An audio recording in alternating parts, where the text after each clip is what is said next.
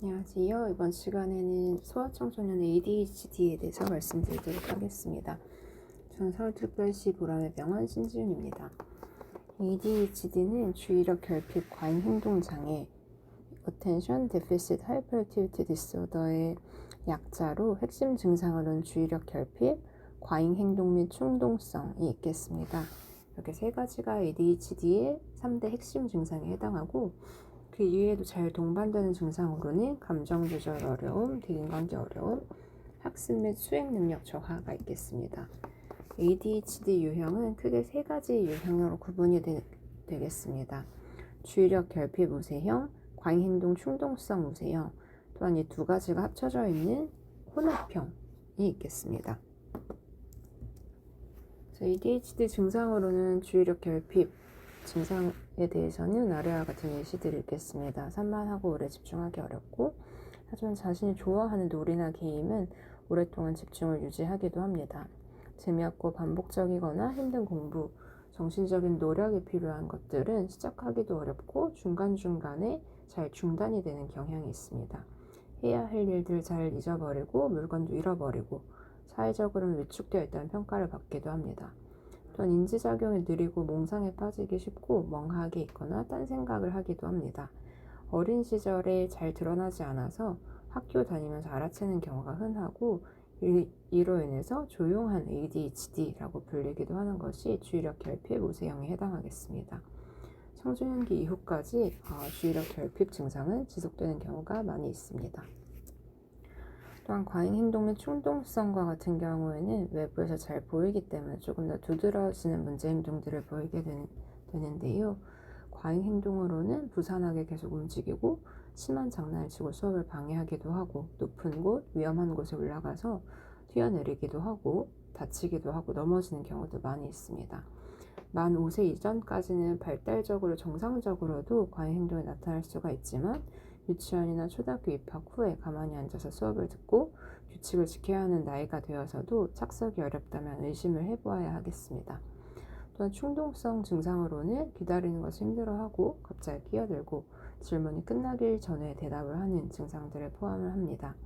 지시가 끝나기 전에 성급하게 반응을 해서 실수도 많고 위험한 행동, 불필요한 행동들을 자주 하게 됩니다. 하지만 조용한 ADHD와는 다르게 과잉 행동 충동성은 청소년기를 거치면서 줄어드는 경향을 보이게 됩니다.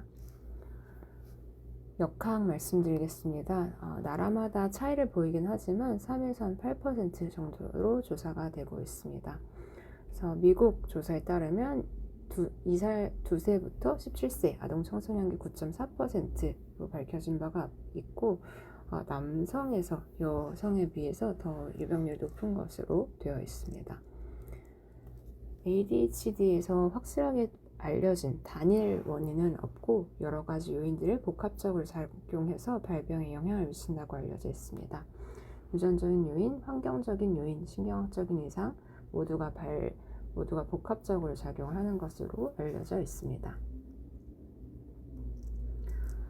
진단은 전문가 임상적인 판단이 매우 중요하겠습니다. 그래서 진단을 할 때에는 이러한 어떤 증상들이 있다고 하더라도 이러한 증상이 사회적, 학업적 또는 직업적 기능의 질을 방해하거나 감소시킨다는 명백한 증거가 있어야 하겠습니다. 또한 이것이 두 가지 또는 기상의 환경에서 존재를 해야 하고, 이러한 증상들이 12세 이전에 나타나야 한다라는 것이 DSM-5 진단 기준에 해당하겠습니다. 그래서 단축형 코너스 부모 평가 척도로도 ADHD 증상을 의심해 볼 수 있는 척도에 해당하겠습니다. ADHD는 다양한 동반 질환을 갖고 있는 것으로 알려져 있는데 67에서 80%에서 다른 정신과 질환이 하나 이상이 동반되어 있다고 알려져 있습니다. 적대적 반항장애, 포능장애, 물질 관련 장애 또 가장 많이 동반되는 것으로 알려져 있고, 우울장애, 불안장애, 틱장애도 많은 경우 동반해 있습니다.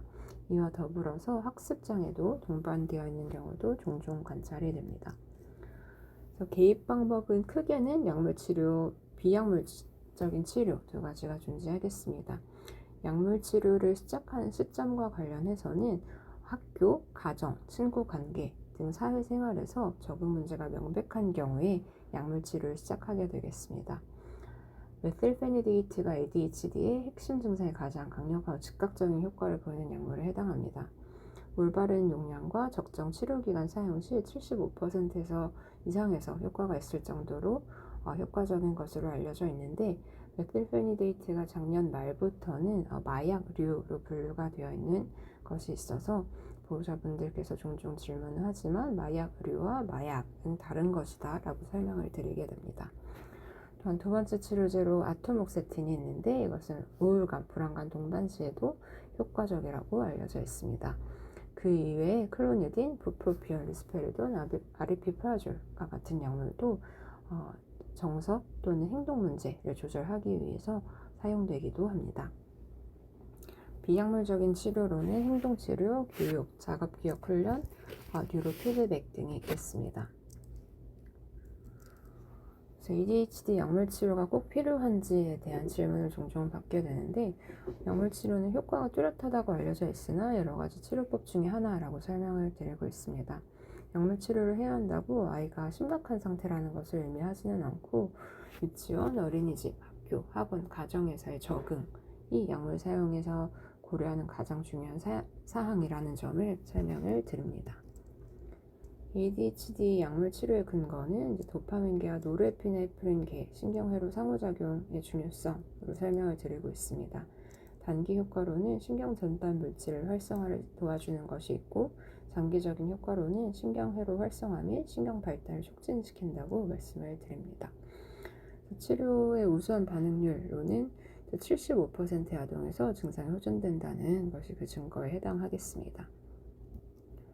다른 개입 방법으로는 비약물적인 치료가 있겠습니다. 행동치료로는 부모 교육, 아동기술 훈련이 있겠고, 또 교육, 작업기억 훈련, 뉴로 피드백이 있겠는데, 행동치료를 먼저 고려하는 경우는 증상이 경미할 때, 또한 아동이 매우 어려서 학교에 다니기 전일 때, 또한 약물 치료에 대한 거부감이 강할 때 고려하게 되고, 또한 ADHD 치료 시 행동치료와 같은 비약물적인 치료가 꼭 필요한 경우는 약물 치료 효과가 부족해서 많은 증상이 남아있는 경우, 또한 불안, 반항, 품행, 학습 문제 등 다른 문제들이 동반된 경우에 해당하겠습니다. 행동치료에 대해서 간략하게 설명드리고 마지막으로 설명드리고자 합니다. 행동치료로는 아동기술 훈련이 있는데, 사회기술 훈련은 일종이고, 정리하기, 계획 세우기, 할 일을 목록 관리하기, 친구 만들기, 경청하기, 적절하게 자기주장하기, 문제 해결하기, 감정 조절하기, 따돌림에 대처하기 등이 있겠습니다. 또한 부모, 선생님의 아동 지도도 매우 중요한 부분에 해당하겠는데, 보상, 제재, 칭찬, 모범 보이기와 같은 행동치료 원리를 적용하는 것이 도움이 되겠습니다. 부모, 선생님이 아이의 행동을 개선할 수 있도록 도움을 줄 수 있는 존재라는 점에 대해서 내일 외래에서 설명드리고 있습니다. 제가 준비한 내용은 여기까지고, 경청해 주셔서 감사드립니다.